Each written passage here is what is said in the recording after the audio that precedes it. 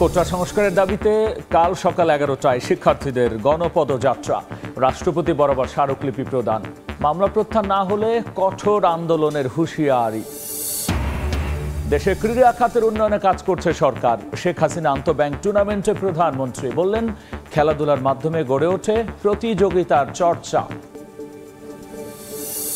অনেক প্রতিনিধি আসছিল, ওনারা অনেক সেলফি নিল। যারা দুর্ভোগে আছে তাদের বিষয়ে কোনো খবর টবর নাই। খাইতে লইতেও পারতেছি না, রান্নাবাড়া করতেও পারতেছি না, খুবই কষ্ট। বৃষ্টির দুদিন পরও কক্সবাজার শহরের বিভিন্ন এলাকার জলাবদ্ধতা। সেলফি তুলি দায় সারছেন জনপ্রতিনিধিরা। উত্তরে এখনো তলিয়ে নিম্নাঞ্চল। এবং রিজার্ভ বাড়াতে চট্টগ্রাম বন্দর ও বে টার্মিনালে বিদেশি বিনিয়োগে তোড়জোড়। চলতি বছরেই $6 বিলিয়ন যোগানের পরিকল্পনা। জাপান সহ আগ্রহী বিভিন্ন দেশের প্রতিষ্ঠান।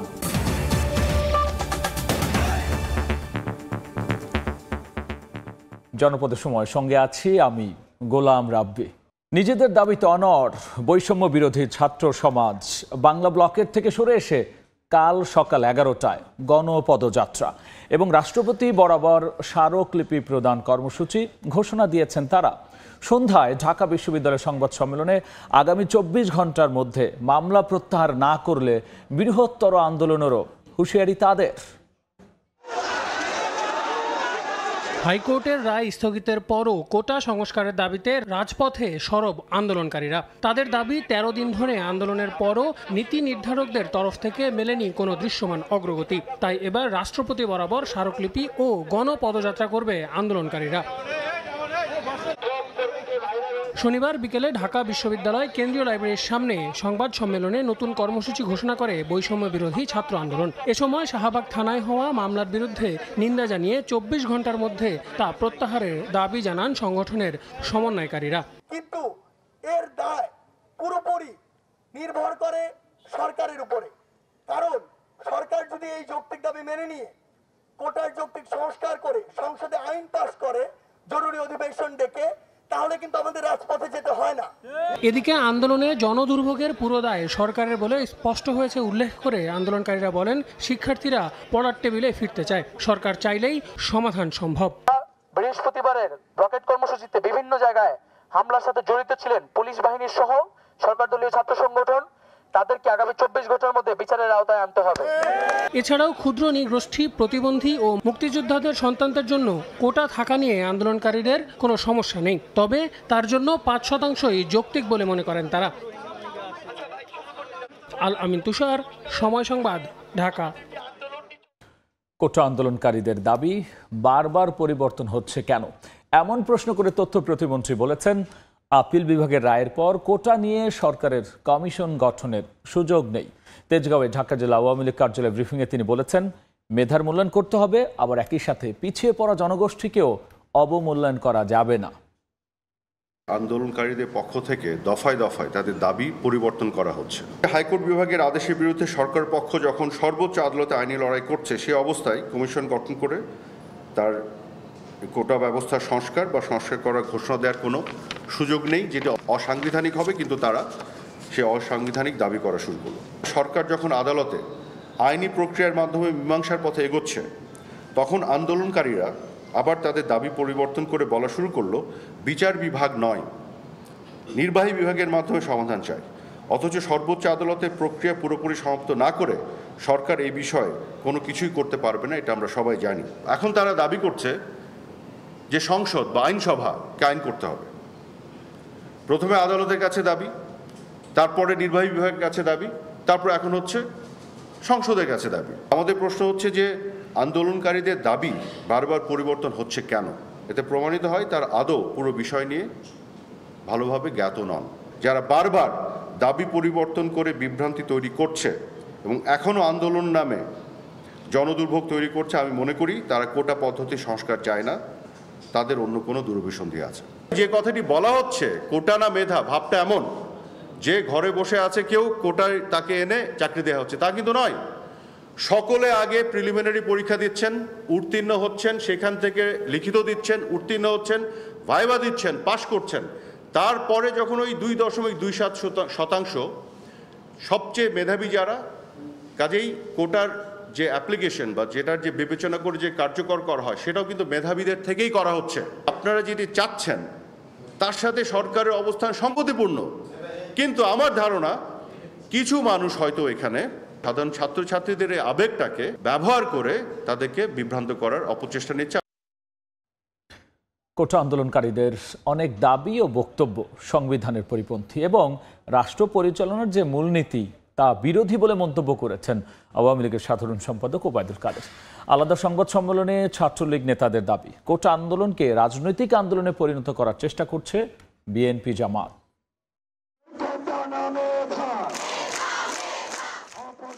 চলছে কোটা সংস্কার আন্দোলন। বিভিন্ন সংগঠনের জবাব আর পাল্টা জবাবে উত্তপ্ত দেশ। বেশ কয়েকদিন পার হলেও সুরাহা মেলেনি এখনো। কোটা আন্দোলনকে রাজনৈতিক আন্দোলনে পরিণত করার চেষ্টা করছে বিএনপি জামায়াত বলে দাবি করেছে কেন্দ্রীয় ছাত্রলীগ সভাপতি সাদ্দাম হোসেন। কোটা ইস্যু নিয়ে ছাত্রদের মতামত নিতে ছাত্রলীগের পলিসি, অ্যাডভোকেসি ও ডোর টু ডোর ক্যাম্পেইন সম্পর্কে আয়োজিত সংবাদ সম্মেলনে কথা বলেন তিনি। কোটা ইস্যুর সমস্যার সমাধান করা আসলে তাদের মৌলিক উদ্দেশ্য নেই, যে কারণে কিন্তু আন্দোলনকারীরা চাকরির টেবিলে ফিরে যেতে হবে, পড়াশোনা করতে হবে, বাবা মায়ের স্বপ্ন পূরণ করতে হবে, এটি কিন্তু তাদের মূল লক্ষ্য নয়। তাদের মূল লক্ষ্য হচ্ছে রাজনৈতিক এজেন্ডা বাস্তবায়ন করা এবং এই সাধারণ শিক্ষার্থীদের আবেগকে ব্যবহার করে বিএনপি জামায়াত যে ষড়যন্ত্রমূলক রাজনীতি বাস্তবায়ন করতে চায় সেটিকে সামনের দিকে অগ্রসর করাই হচ্ছে এই প্রফেশনাল আন্দোলনকারীদের মূল উদ্দেশ্য। এদিকে শনিবার সকালে ধানমন্ডির সভাপতির রাজনৈতিক কার্যালয়ে এক বৈঠক শেষে আওয়ামী লীগ সাধারণ সম্পাদক ওবায়দুল কাদের বলেন, এশিয়ার অন্য দেশের তুলনায় বাংলাদেশে কোটা কম। বর্তমান বাস্তবতায় কোটার প্রয়োজনীয়তা রয়েছে। দেশকে অস্থিতিশীল করতে একটি মহল আন্দোলনকে ব্যবহার করছে বলেও অভিযোগ তার। কোটা বিরোধী আন্দোলনকারীদের দাবি ও অনেক বক্তব্য আমাদের সংবিধানের রাষ্ট্র পরিচালনার মূলনীতি বিরোধী। আমাদের আর্থসামাজিক বাস্তবতায় কোটার প্রয়োজনীয়তা রয়েছে। শিক্ষার্থীদের আবেগকে পুঁজি করে একটি কুচক্রী মহল রাষ্ট্রকে অস্থির করার ষড়যন্ত্র করছে। শিক্ষক আন্দোলনের বিষয়ে আওয়ামী লীগ সাধারণ সম্পাদক বলেন, পেনশন স্কিম 2024 নয় 2025-এর জুলাই থেকে কার্যকর হবে। ভুল বোঝাবুঝির অবসান হয়েছে জানিয়ে শিক্ষকদের কর্মসূচি প্রত্যাহারের আহ্বান জানান তিনি। ধ্রুব ব্যানার্জি, সময় সংবাদ, ঢাকা। এদিকে কোটা সংস্কার আন্দোলনে বিএনপিকে জড়িয়ে সরকার ভিন্ন খাতে নেওয়ার চেষ্টা করছে বলে মন্তব্য করেছেন দলটির স্থায়ী কমিটির সদস্য মির্জা আব্বাস। অন্যদিকে কোটা আন্দোলনের বিরুদ্ধে অবস্থান নিয়ে আওয়ামী লীগ রাজনৈতিক সুবিধা নিচ্ছে দাবি করেছেন আমির খসরু মাহমুদ চৌধুরী। সদ্য ঘোষিত বিএনপির ঢাকার 2 মহানগরের কমিটির নেতাদের নিয়ে শনিবার সকালে দলের প্রতিষ্ঠাতা জিয়াউর রহমানের সমাধিতে ফুল দিয়ে শ্রদ্ধা নিবেদন করেন বিএনপির স্থায়ী কমিটির সদস্য মির্জা আব্বাস। পরে গণমাধ্যমে কথা বলেন তিনি। কোটা প্রসঙ্গে আব্বাস দাবি করেন, আন্দোলন ধামাচাপা দিতে ষড়যন্ত্র করছে সরকার। তারা বিএনপিকে জড়িয়ে ফায়দা নেওয়ার চক্রান্ত করছে। এই কোটা সংস্কার আন্দোলন যারা করছে তাদের দাবি দেওয়া ন্যায্য, সুতরাং বিএনপি এর সঙ্গে আছে এই কথা বলে আসল বিষয়টাকে ধামাচাপা দেওয়ার চেষ্টা করার কোনো প্রয়োজন আছে বলে আমি মনে করি না। এটা তাদের একটা অপপ্রয়াস, অপকৌশল এই আন্দোলনকে অন্যদিকে ধাবিত করার জন্য। এই আন্দোলনের ফাঁক দিয়ে আবার অন্য কোনো অপকর্ম তারা করছে কিনা, এই দেশের বিরুদ্ধে কোনো ষড়যন্ত্র করছে কিনা, এটা আমরা ভয় পাচ্ছি। এদিকে দলের আন্দোলনের করণীয় ঠিক করতে বিকেলে গণ অধিকার পরিষদের নেতাদের সঙ্গে গুলশানে বৈঠক করেন স্থায়ী কমিটির আরেক সদস্য আমির খসরু মাহমুদ চৌধুরী। পরে তিনি বলেন, কোটা সংস্কার আন্দোলনে শিক্ষার্থীদের বিরুদ্ধে অবস্থান নিয়েছে সরকার। শিক্ষার্থীদের বিরুদ্ধে মামলার নিন্দাও জানান খসরু। তাদের একটা বড় স্বার্থ এখানে জড়িত আছে। এই যে কোটার বাতিলের আন্দোলনে তারা প্রতিপক্ষ হিসাবে কেন দাঁড়াচ্ছে, তাদের দলীয় বিবেচনায় এই পদগুলো তারা পূরণ করেছে। তারা কোটা ব্যবস্থার পক্ষে থাকবে না কেন? বাংলাদেশের চাকরি তো তাদের সেই দখল তারা রাখতে হলে কোটা ব্যবস্থায় যে ব্যবস্থা তারা রেখেছে এই ব্যবস্থা তাদেরকে রাখতে হবে। একই দিন বিকেলে ঢাকা রিপোর্টার্স ইউনিটি মিলনায়তনে এক আলোচনা সভায় বিএনপির ভাইস চেয়ারম্যান বীর মুক্তিযোদ্ধা অবসরপ্রাপ্ত মেজর হাফিজউদ্দিন আহমেদ বীর বিক্রম বলেন, মুক্তিযোদ্ধা কোটা 5% রেখে অন্যান্য কোটাও সংস্কার হওয়া দরকার। এই কোটা আন্দোলনে আহমেদ সালেহিন, সময় সংবাদ, ঢাকা। খেলাধুলার মাধ্যমে প্রতিযোগিতার চর্চা গড়ে ওঠে জানিয়ে প্রধানমন্ত্রী শেখ হাসিনা বলেছেন, দেশব্যাপী ক্রীড়া খাতের উন্নয়নে কাজ করছে সরকার, যেন নতুন প্রজন্ম নিজেদের যুগোপযোগী করে গড়ে তুলতে পারে। বিকেলে বাংলাদেশ আর্মি স্টেডিয়ামে শেখ হাসিনা আন্তঃব্যাংক টুর্নামেন্ট 2024-এর সমাপনী অনুষ্ঠানে বক্তব্য রাখেন প্রধানমন্ত্রী। তিনি বলেছেন, অপ্রতিরোধ্য গতি ধারা বজায় রেখেই এগিয়ে যেতে হবে সামনে।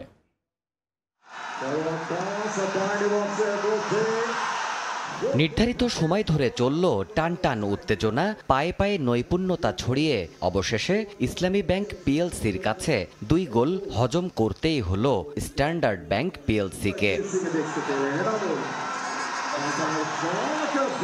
গেল 27 এপ্রিল শুরু হওয়া শেখ হাসিনা আন্তঃব্যাংক ফুটবল টুর্নামেন্ট 2024-এর গ্র্যান্ড ফাইনাল উপলক্ষে শনিবার বিকেলে বাংলাদেশ আর্মি স্টেডিয়ামে যান প্রধানমন্ত্রী শেখ হাসিনা।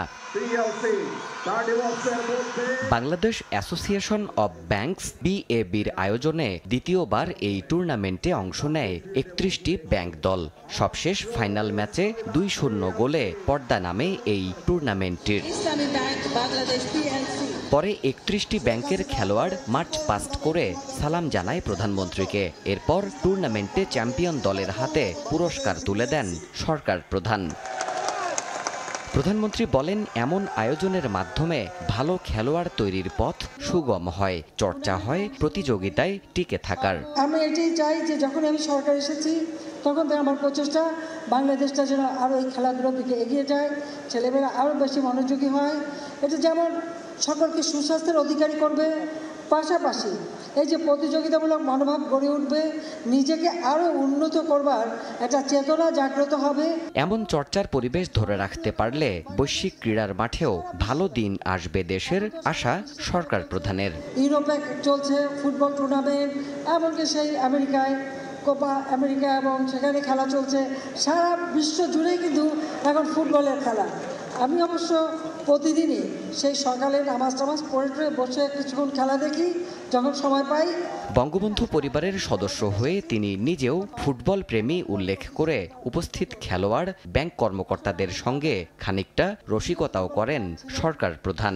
আমার বাবা জাতির পিতা বঙ্গবন্ধু শেখ মুজিবুর রহমানও ফুটবল প্লেয়ার ছিলেন। আমার ভাই শেখ কামাল, জামাল, তারাও ফুটবল খেলতো। এখন আমাদের নাতি নাতনিরাও ফুটবলই খেলে।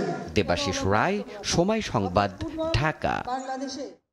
টানা বৃষ্টিতে কক্সবাজারে ধীরে ধীরে পানি নামতে শুরু করলেও দুর্ভোগ কমেনি। গ্রামগুলোয় পানি কমতে শুরু করায় স্পষ্ট হচ্ছে ক্ষয়ক্ষতি।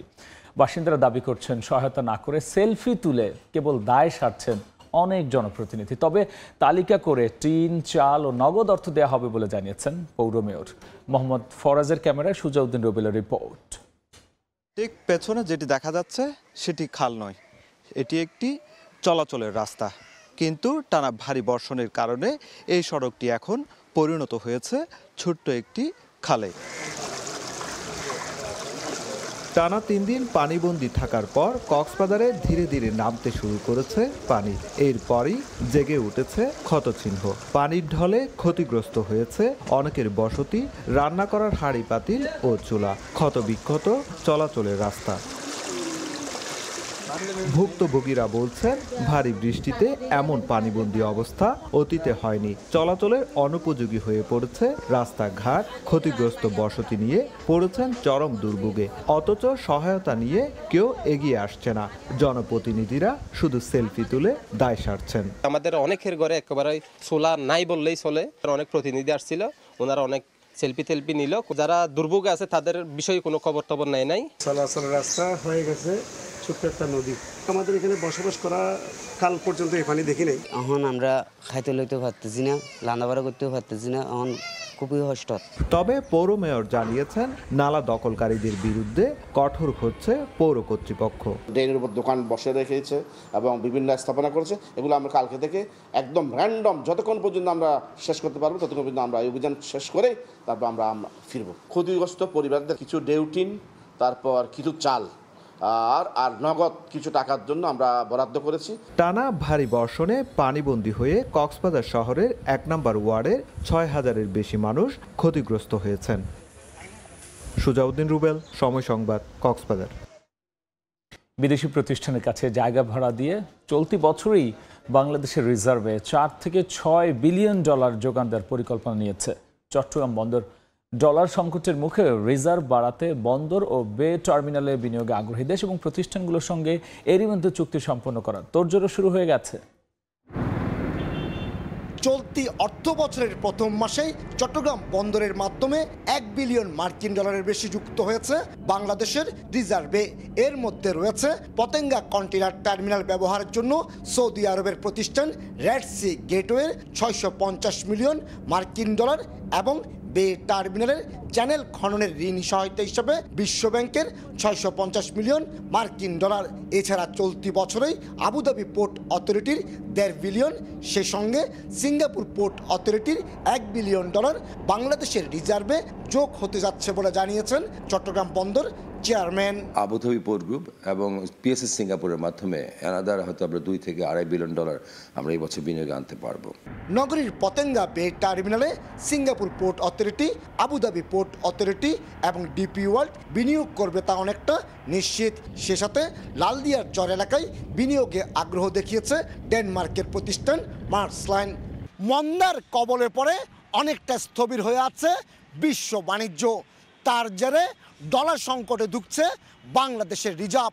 সে রিজার্ভ বাড়াতে ভিন্ন কৌশল নিয়েছে চট্টগ্রাম বন্দর কর্তৃপক্ষ। বন্দরের নিজস্ব জায়গা বিদেশি বিনিয়োগকারীদের কাছে ভাড়া দিয়ে আনতে চায় বিলিয়ন ডলার। তবে তা যেন পরিকল্পনা মাফিক এবং সুদূর প্রসারী হয় সেই মত ব্যবসায়ীদের। বন্দরের অপব্যবহৃত জায়গাগুলি বিভিন্নভাবে ভাড়া দিয়ে বৈদেশিক মুদ্রা আনার জন্য অথবা এগুলিকে ব্যবহার উপযোগী করার জন্য, অর্থনৈতিক কর্মকাণ্ড বাড়ানোর জন্য, সেটাকে অবশ্যই আমরা স্বাগত জানাই। শুধু চট্টগ্রাম বন্দর কিংবা বে টার্মিনাল নয়, কক্সবাজারের মহেশখালীর মাতারবাড়ি গভীর সমুদ্র বন্দরের কাছে স্বতন্ত্র একটি ইকোনমিক জোন গড়ে তোলার আগ্রহ দেখিয়েছে জাপানি সংস্থা জেটকো। মাতারবাড়ি যে পোর্টটা আছে তার পাশে যদি একটা ইকোনমিক জোন তৈরি করা হয়, বিদেশি ইনভেস্টরদেরকে আমরা ওয়েলকাম করতে পারবো এবং সেখানে যদি ইন্ডাস্ট্রি করা হয় সেখান থেকে এক্সপোর্ট ইম্পোর্ট দুটোই সহজ হবে। বর্তমানে বাংলাদেশ কেন্দ্রিক অন্তত 3 লাখ কোটি টাকার পণ্য চট্টগ্রাম বন্দর দিয়ে আমদানি ও রপ্তানি হচ্ছে, যা থেকে সরকারের রাজস্ব আসছে প্রায় 70,000 কোটি টাকা। কমল দে, সময় সংবাদ, চট্টগ্রাম। দেশের সার কারখানাগুলোতে গ্যাস সংকট থাকলেও কৃষিকাজে সারের কোনো সংকট হবে না বলে জানিয়েছেন শিল্পমন্ত্রী নুরুল মজিদ মাহমুদ হুমায়ুন। দুপুরে নরসিংদীতে ঘোড়াশাল পলাশ ইউরিয়া সার কারখানা পরিদর্শন শেষে সাংবাদিকদের এই তথ্য দেন শিল্পমন্ত্রী। গ্যাসের কিছুটা অভাব আছে, আপনারা জানেন যে সেখানে আমরা পর্যাপ্ত পরিমাণ সব সার কারখানাগুলি যেটা র মেটেরিয়ালস সেখানে গ্যাস সেটা আমরা দিতে পারছিলাম না। এটা হলো বাস্তব অবস্থার জন্য। তবে আজকে ইমপ্রুভ করছে, সারের অভাব হবে না ইনশাল্লাহ, আমাদের কৃষকদের কোনো অভাব হবে না আগামী সিজনও সব কিছুতে। যেটুকু এখন আমাদের গ্যাসের অপ্রাপ্যতার জন্য যেটুকু আছে সেটুকু আমাদের আনতে হবে, আর আমরা সেলফ সাফিসিয়েন্ট হয়ে যাব ইনশাল্লাহ আগামীতে। এ পর্যায়ে শীর্ষ সংবাদ জানিয়ে দিচ্ছে আরও একবার। কোটা সংস্কারের দাবিতে কাল সকাল 11টায় শিক্ষার্থীদের গণপদযাত্রা, রাষ্ট্রপতি বরাবর স্মারকলিপি প্রদান, মামলা প্রত্যাহার না হলে কঠোর আন্দোলনের হুঁশিয়ারি। এবং দেশে ক্রীড়া খাতের উন্নয়নে কাজ করছে সরকার। শেখ হাসিনা আন্তঃব্যাংক টুর্নামেন্টে প্রধানমন্ত্রী বললেন, খেলাধুলার মাধ্যমে গড়ে ওঠে প্রতিযোগিতার চর্চা।